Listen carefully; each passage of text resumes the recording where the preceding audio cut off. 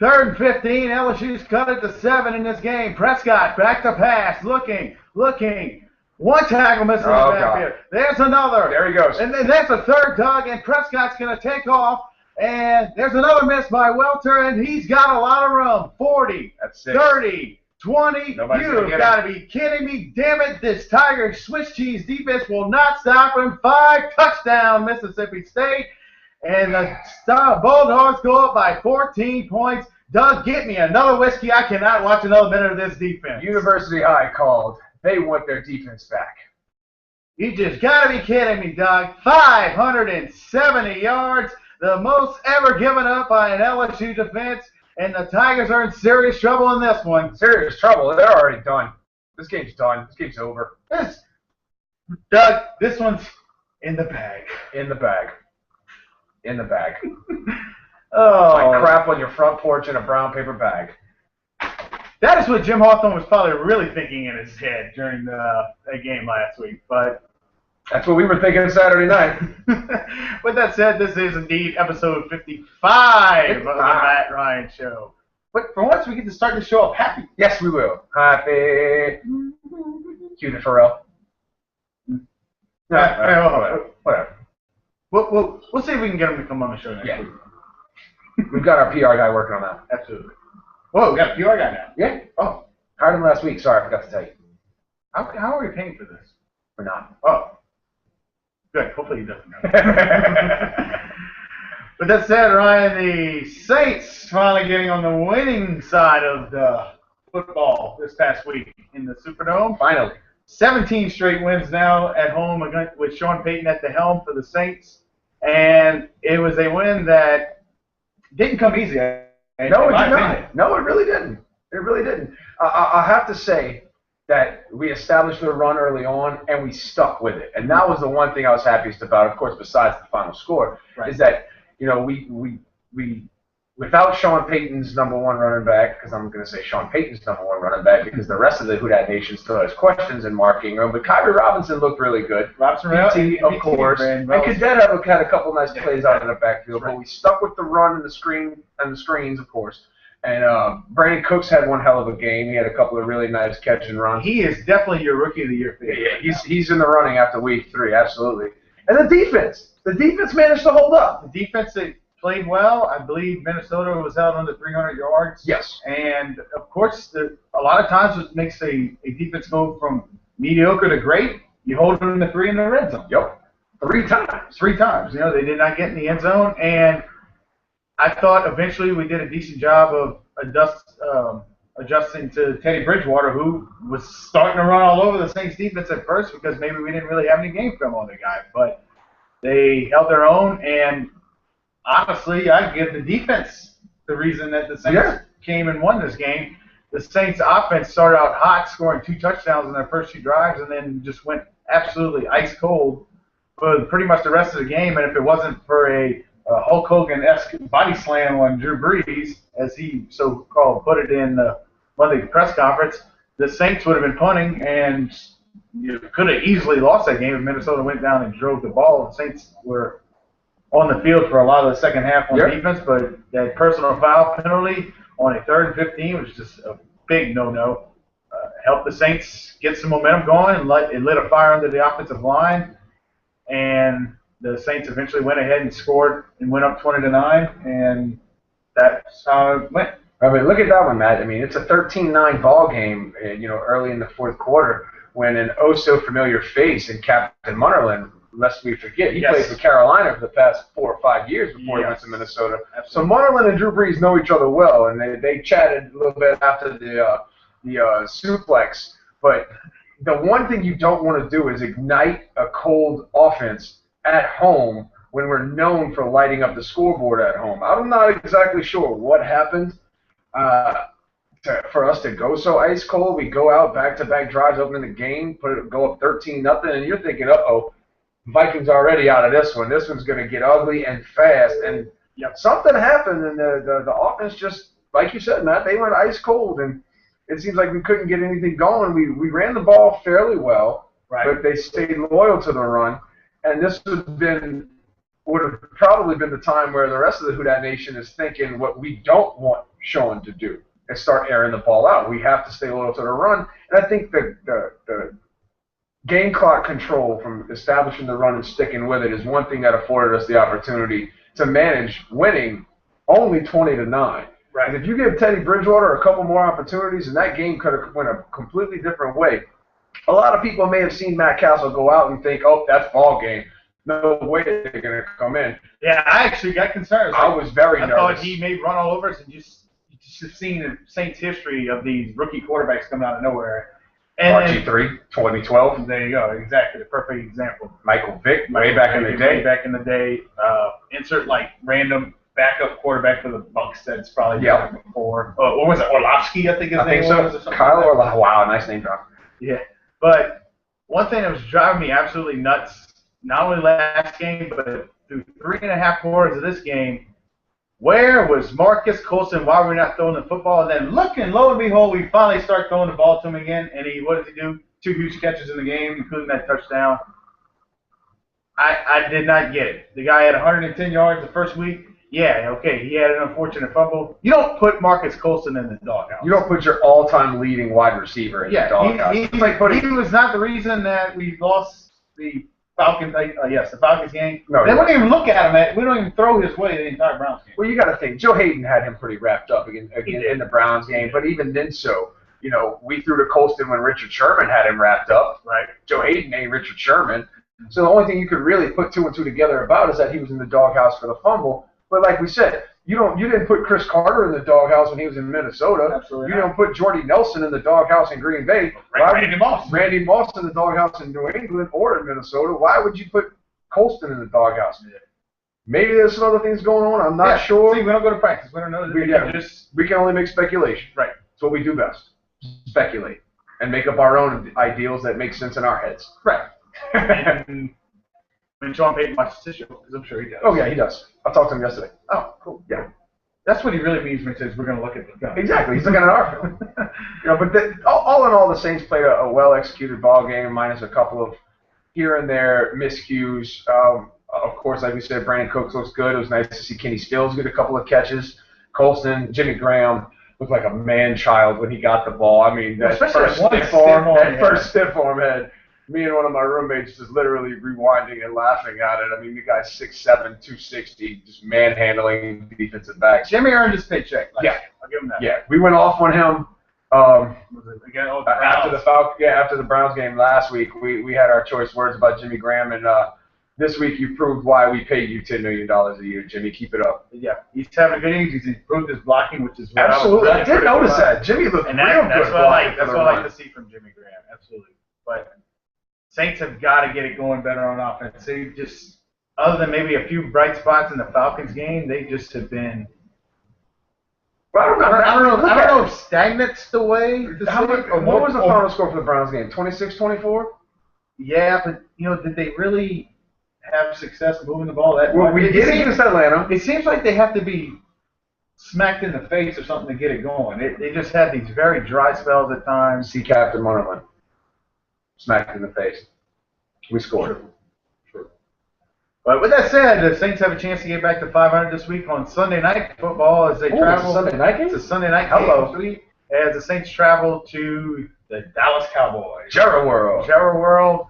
A lot of black and gold will probably be there if it's any indication when they played the 49ers in week 1. I think they had more 49er fans than Cowboys fans. I wouldn't be surprised. Which is insane, but I'm sure the Who Dat Nation will be well represented, just like they were in Atlanta in week 1 this year. Keys to the game this week, Ryan? Defense. Single-handedly defense. The Cowboys showed a lot of heart and a lot of will against the Rams on a second-string quarterback, and they were down 21-0. Biggest comeback in Cowboys history. Fought back and overcame a 21-point deficit with a pick-6 and LSU's own Morris Claiborne with the game-sealing interception as anybody needed to play. He was almost on the cut line. So he sure was. And Dallas's defense was beyond the level of below average. These guys were projected to be the 32nd ranked defense in the NFL coming into week 1 and showed in week 1 and week 2 just why everybody thought they were terrible. But they came out against I don't want to say a downtrodden St. Louis team because They put up 31 points. Yeah. And we're up 21-0 at one point. And, Dallas just seemed to turn it around in St. Louis. Tony Romo, Des Bryant, DeMarco Murray, Jason Witten. That's what we have to worry about. And if we can control, put it to you this way, if we can stop the run, because DeMarco Murray is playing lights out right now, and he's single-handedly the reason why Dallas' offense is working as well as it is. Because Romo's he's pretty good out of play action, and when you've got somebody like Des Bryant who can get wide open like we saw Sunday, right? Especially if they're keying broken coverage. Yeah, that was really big click when they absolutely. If we can shut down DeMarco Murray and keep him between, I'll be realistic but optimistic, and keep him between 60 and 85 yards, and maybe hold him to one touchdown. That'd be pretty good. The Saints will come out with a W, because that's still a decent showing from DeMarco Murray with a relatively pass-happy offense. Absolutely. If we can keep DeMarco Murray under 100 yards and only one touchdown, I think the Saints could come out on top. I agree with you on that one, Ryan. And then I want to see more consistency from the Saints offense this weekend. I guess the Cowboys, they've had some success for the most part. Yeah. But now there's no more DeMarcus Ware over there. True, so he's in Denver. We don't have to worry about that anymore, especially, although Teron Armstead, he's held his own fairly well this year. I think the Saints found themselves possibly dominant or up there at left tackle. Mickey Loomis's job. That's what he does. Absolutely. I think the Saints will try to get the running game going again this week with Robinson and the PT Cruiser for sure, and I'm sure Cadet will be in there as well. I think that's the key for the Saints to get a victory this week, because they're going to get their passing yards across. But they can start running and pretty much call whatever play they want, and obviously the Cowboys are in for a long day.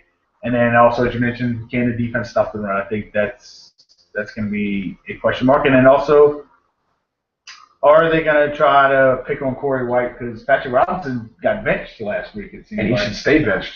Corey White played well, but now are they going to put – this is what I'm curious to see. Are they going to put Des Bryant on Keenan Lewis, or are they going to try to sneak him in there and get him on guys like White and safeties and such? I don't think they put him on Keenan Lewis. I think Rob Ryan has Keenan Lewis watching every step Des Bryant makes. Keenan Lewis is our number one cornerback. Right. If we eliminate Des Bryant and keep him to 2-3 catches, 40, 50 yards, they really have to go somewhere else. And we've got a damn good linebacking committee who's really shown up by committee. There's nobody really being the outstanding number one linebacker. They just work well together. Humber, Harrelson, they're working real well together. The ends look good, and Gillette and Jordan, they look real good on Sunday. Yeah, Gillette and Jordan look they made some really nice plays. We know Romo, I hate to say it, early in the season, he can be lights out. But he's always known to choke. Which Romo will show up on Sunday against our Houdat defense is yet to be determined. It's yet to be determined. He could go for 400 yards and 3 touchdowns. He could throw 3 picks.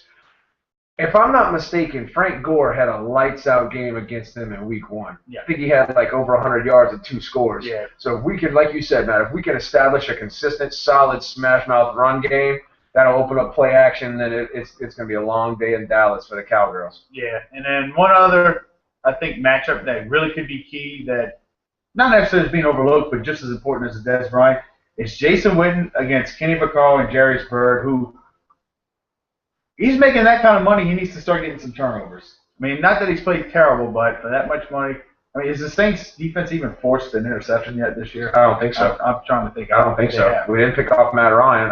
We didn't. We haven't. Yeah, and we haven't. I want to say in the last 16 games, the defense has only forced 5 turnovers. Now, thankfully, most of those games last year, they weren't giving up many points, so it helped.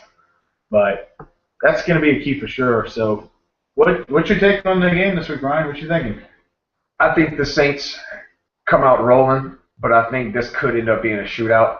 Okay. Our defense still has not proven to me that we can be successful on the road. I think the success that Seattle had against the Dallas defense on Sunday, excuse me, not Seattle, St. Louis. The success that St. Louis's offense had against Dallas' defense was Zach Stacy. Yeah. Seattle runs the ball well. So we can come out and establish an early run game and gash them 4, 5, 6, 7 yards a carry. I'm going to go 38-31. Good guys. Good guys. 38-31 good guys. And I think the 31 is not a garbage touchdown. I think we're going to have a back and forth football game. I don't think it ever gets more than 14 points from one side or the other, but I'm calling it 38-31 good guys, and we get at 500. Yeah, and the last 2 times we played over there at Jerry World, it has been kind of those shootout, like 31-27 type of games. And it has the potential to be another one of those type of games. I think the Saints have got to prove they can do it on the road. They've lost 5 straight in a row in the regular season on the road. And I think after watching the Saints these last 3 weeks, they look like a team that is slowly getting better each week, and I think they're going to finally hit their stride later in the year, which sometimes could be good. Right, absolutely. See Carolina last season. Yeah. Saints always seem to have one of those games that they should win, and I've been trying to figure out, was the Browns that game? But you know what? Prove to me you can do it on the road. I'm going with a shocker here. I think the Cowboys finally get the Saints, despite Sean Payton having their number. I got the Cowboys by a field goal, 27-24 this week. I think the Saints are going to end up getting – it reminds me a lot of like 2011. You know, they got off to a slow start, and then they clicked towards the middle of the season, and they still got the potential where they could win 5, 6, 7, 8 games in a row to really finish off with, still a possible 11 to 12 win season. But I'm going to take the Cowboys in a squeaker until the Saints can prove to me they can do it on the road. But at the same time, if the Saints get clicking, they could easily win this game by 2 touchdowns. But 2. The Saints get clicking. We know what the Saints can do when they get clicking. But that's a big if. Can they do it away from the confines of the Superdome? And here's the thing that gets me.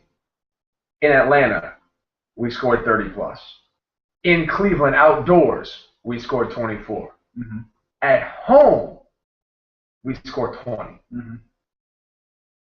What's going on? Yeah, there's the parity in this whole thing. And on the road in 2 games, we scored almost 60 points. At home in our first home opener, we averaged, under Sean Payton, for his career in New Orleans, we averaged 28 a game at home. You've seen games where we put up 40 multiple times. Absolutely. 30 points is very common. 30 points is almost expected. And we barely put up 20 on Sunday against the Minnesota defense, who's young and talented. Probably one of the better ones we'll face all year. Which is at home. Yeah, at home.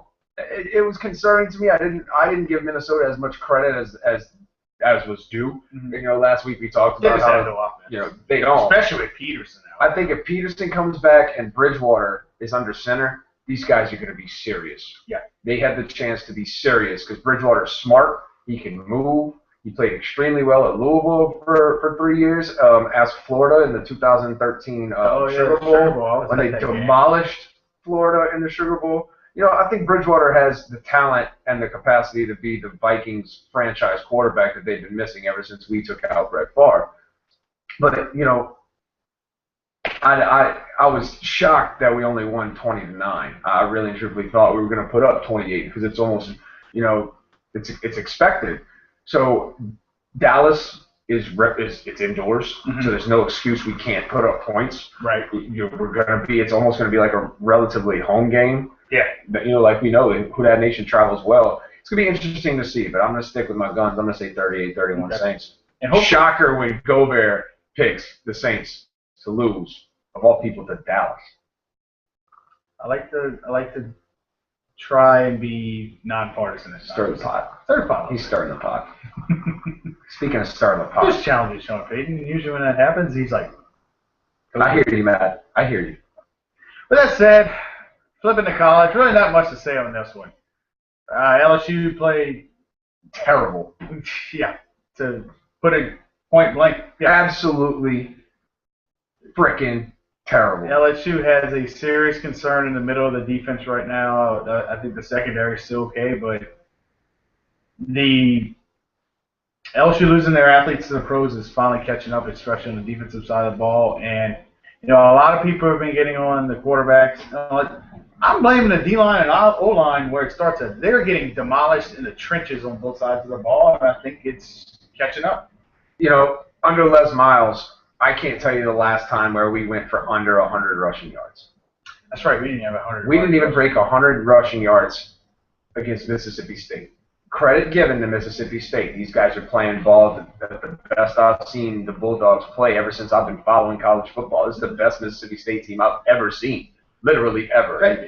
Here's an interesting fact. Last time Mississippi State beat LSU was in '99. They won the West that year. That's the last time they won the SEC West. '99, 15 years. And as a matter of fact, they did it in Starksville.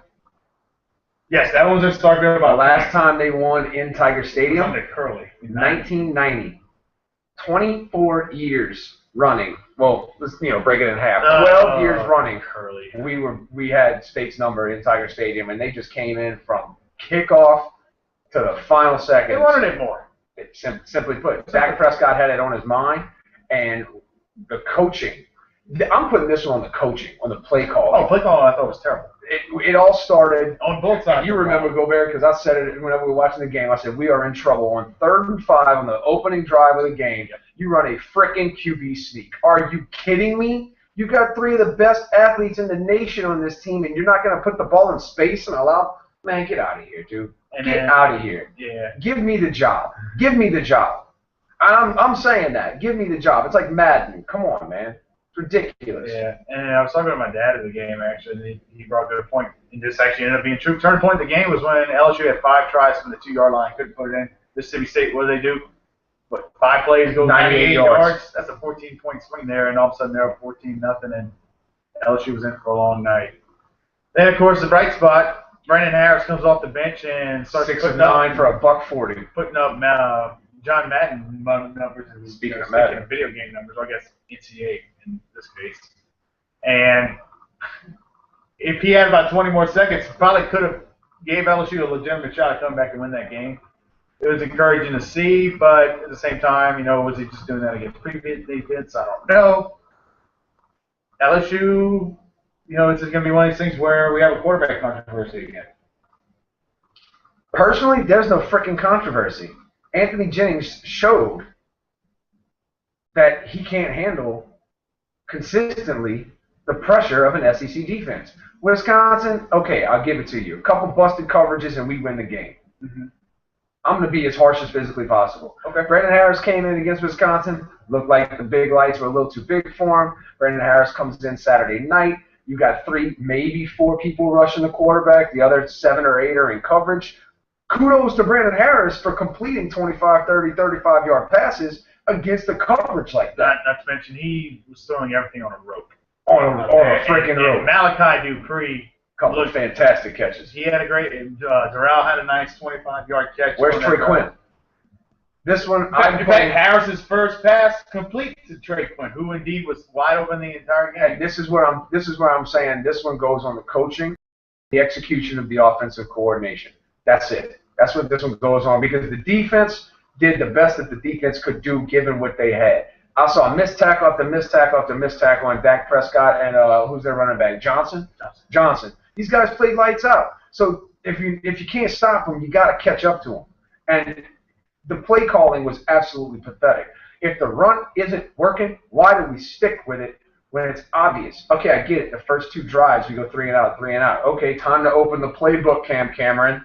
You did it so well last year with Zach Mettenberger. And here's where I think that catch-22 comes into play. Mettenberger is a pro-style quarterback. Cam Cameron is a pro-style offensive coordinator. You have 2 very talented quarterbacks who played out of the pistol in high school. Now you have them under center in their very first full seasons in purple and gold. This is uncomfortable territory for them. These guys played offenses very similar to Colin Kaepernick in Nevada and now in San Francisco. Play to their strengths. Play to their strengths. Yeah, I think ever since 2008, a little hesitant to let the dogs out, I guess. Too. Why? That's what I want to know. Why? 6 years running. It makes you wonder if some of the coaches still have pick 6 syndrome in their head. I don't give a damn. Jared Lee ain't been in purple and gold in 3 years. Yeah. I don't care. Open up the offense, man. Open it up. You've got last year we had OBJ and Jarvis Landry on the outsides. Both of them were 1,000-yard receivers in an NCAA season. That's incredible. Now I think that also helped why we were able to open up the offense. One, you had Mettenberger. You had the receivers. You had Jeremy Hill, who was an all-SEC type of runner. Now you've got Brandon Harris, who can throw the ball on a rope. You've got Malachi Dupree, who's shown he's a very, very talented wide receiver. And then you've got Trey Quinn, who plays a similar position to like a Wes Welker, Julian Edelman, where he can play in the slot. Why not? I think they truly want to, but I don't know. We're not seeing it. They're not ready because they're true freshmen. We don't know. That might be the factor, Matt. You might be right on that.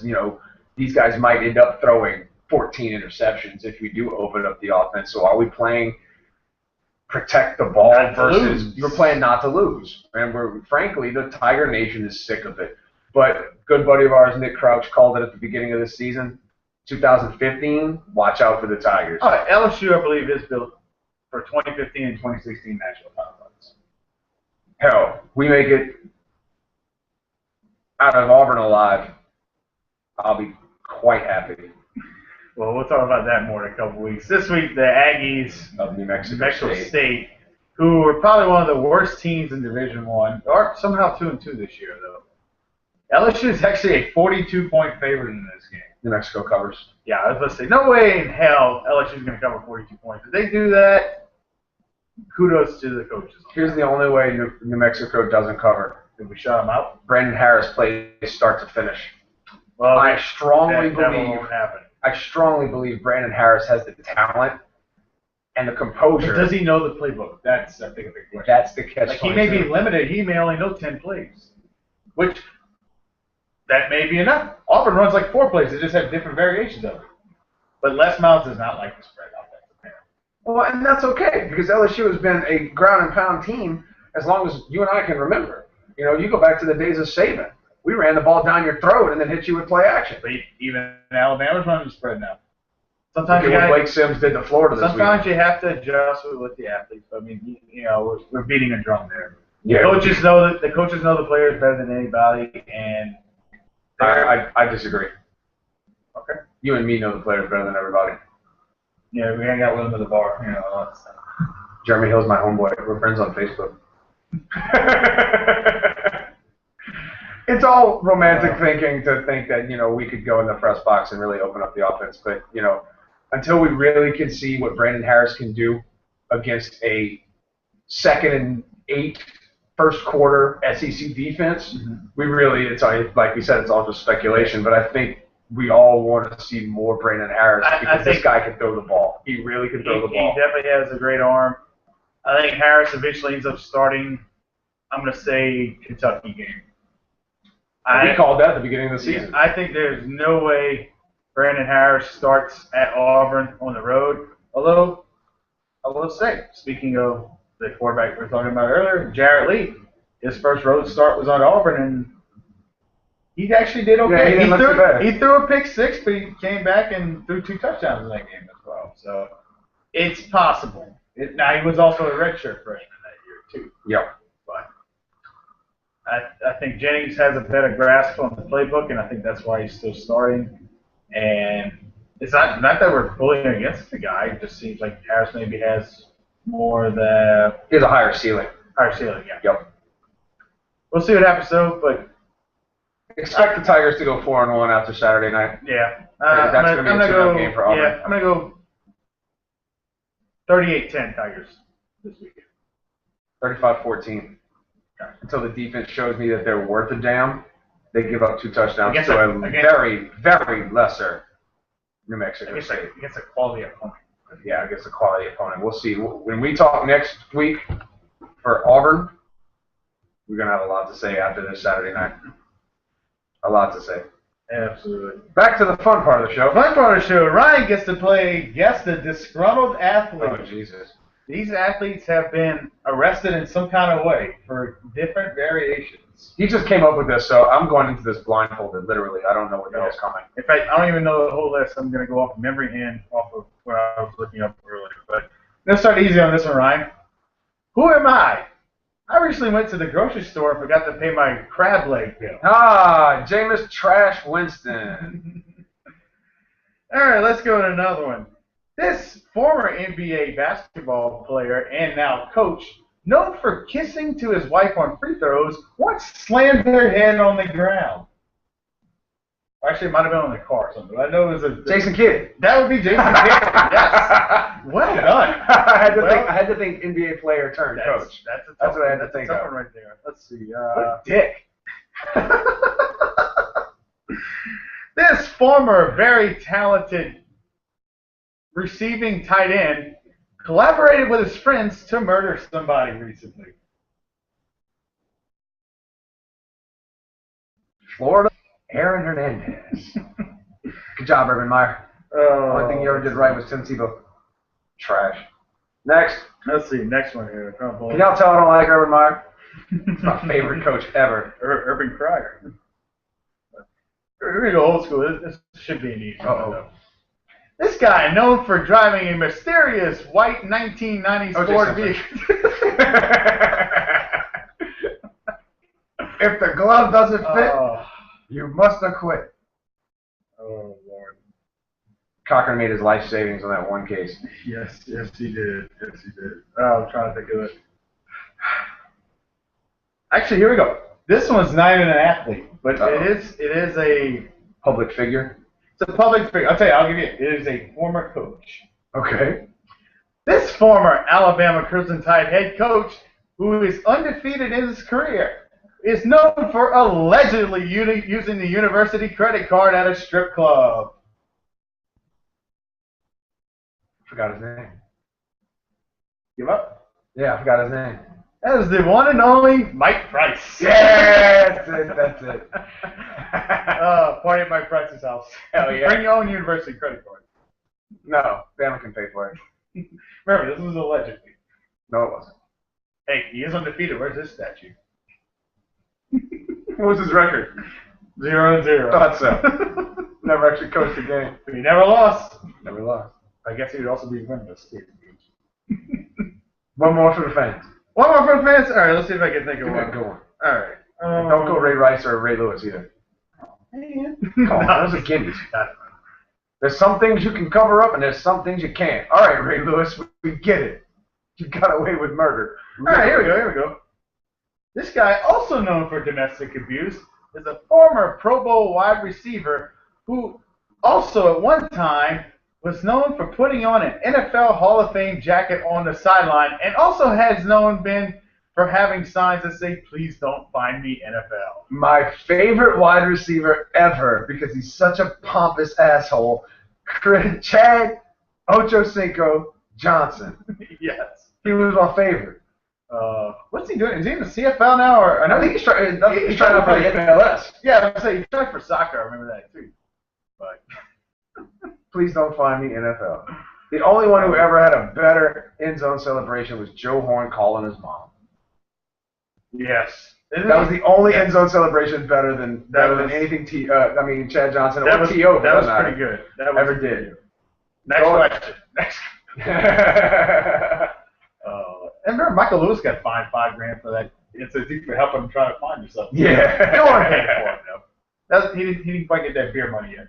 Nah, not yet. He wasn't getting that. No, he wasn't. Oh Lord. Ryan, you got anything else before we close out the show tonight? Yeah.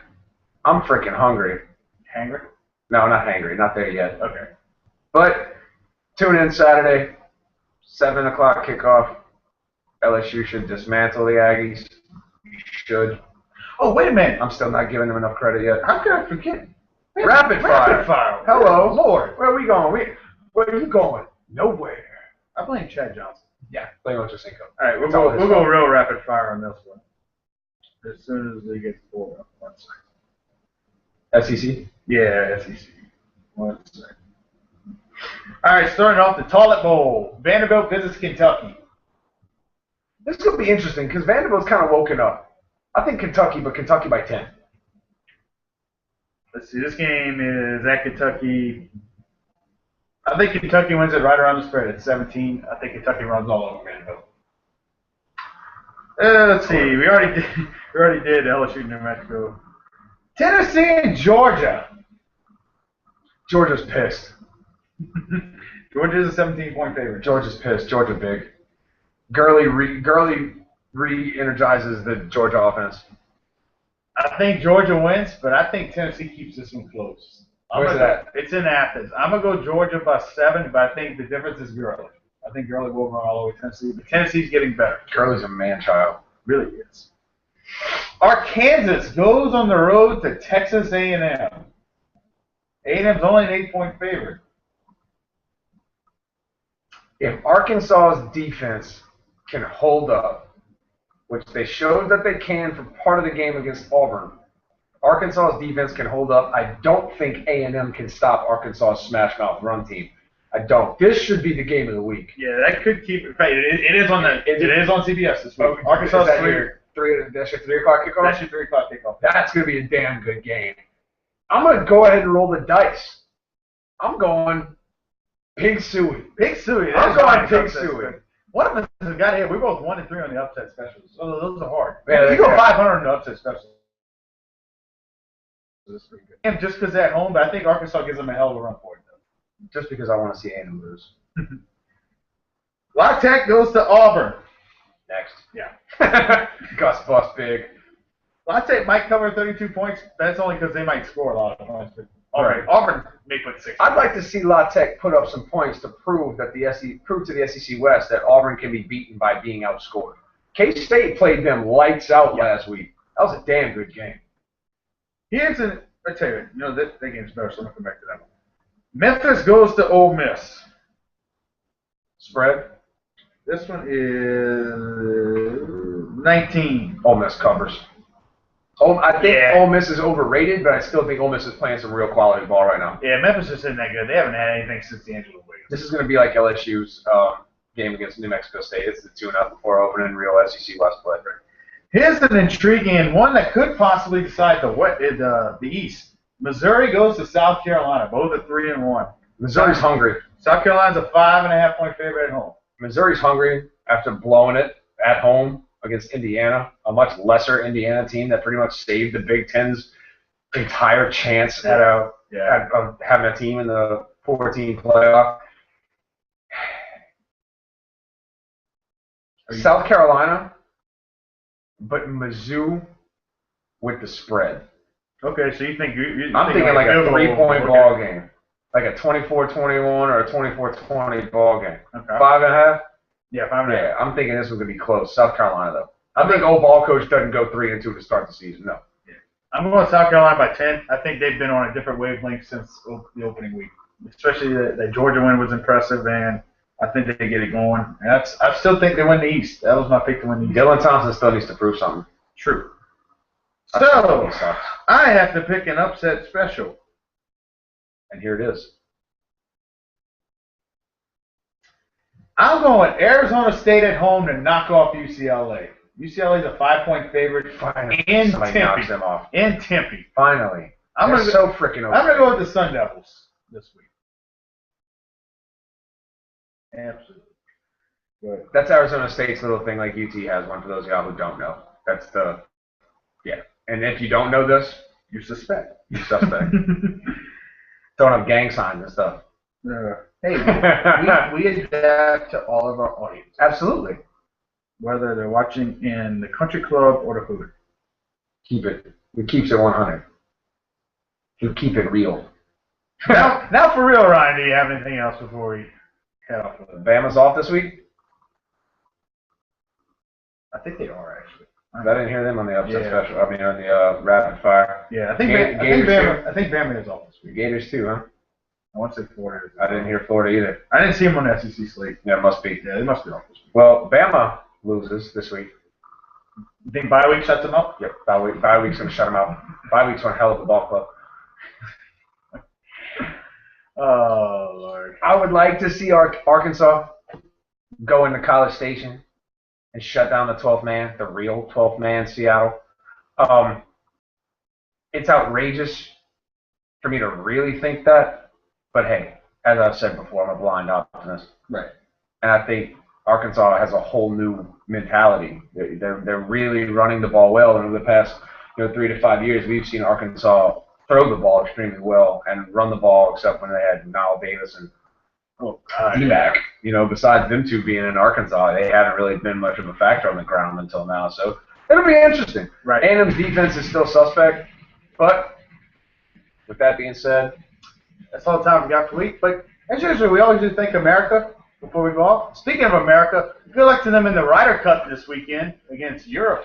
It's always one of the most underrated sporting events of the year. It really is. Everybody thinks, golf. This is like the All-Star game for golf. I mean, this guy's getting like the Super Bowl. It's the one tournament of the year where it's not the usual, hug the cat or proper handshake. They're shooting champagne bottles on the 18th green. It's basically almost like the Olympics, which golf will actually be in the Olympics in Rio for the first time. But that's it. That's episode 55. We'll be back next week. And by the way, we did hit our guarantees, which is why we did get suspended this week. I guess we still got to pick one for LSU later in the year. But yeah, we still got that one on tap. We'll find out when that comes. With that being said, not America.